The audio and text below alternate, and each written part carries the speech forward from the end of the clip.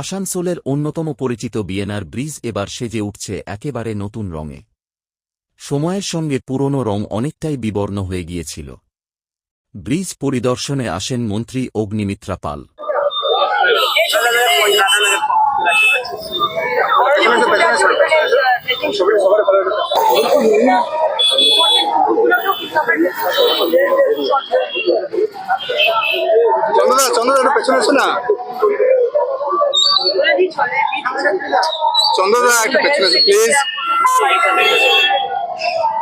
তিনি জানান, আসানসোলের গুরুত্বপূর্ণ ও প্রাচীন স্থাপনাগুলিকে নতুন করে সাজিয়ে তোলার উদ্যোগ শুরু হয়েছে।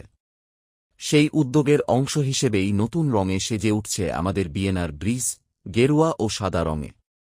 শুধু রং নয়, ব্রিজে বসানো হবে নতুন লাইটিং, পাশাপাশি বিভিন্ন পেইন্টিং ও পোস্টারের মাধ্যমে আরও আকর্ষণীয় করে তোলা হবে এই গুরুত্বপূর্ণ স্থানটিকে।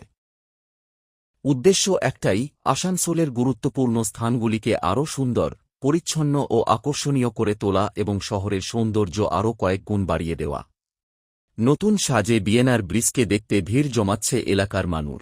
রাজ্য আসানসোল জেলা এবং আসানসোল শহরটাকে সুন্দর করার জন্য আমরা চেষ্টা শুরু করেছি নতুন সরকার আসার পর থেকে। আমাদের এএমসির মাননীয় কমিশনার মহোদয় রয়েছেন দিলীপ মিশ্রাজি।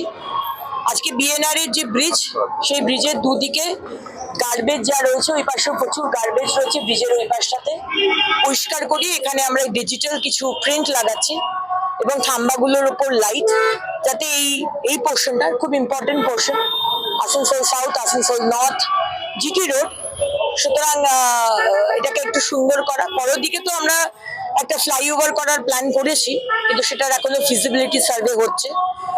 কিন্তু আপাতত এই জায়গাটাকে সুন্দর করা, জায়গায় জায়গায় আমরা লাইট বসাবো, ডিভাইডার গুলোকে ঠিক করবো, আমাদের যে ট্রায়াঙ্গেল বা আমাদের যে রাউন্ড অ্যাবাউট গুলো আছে সেগুলোকে ভালো করা হবে।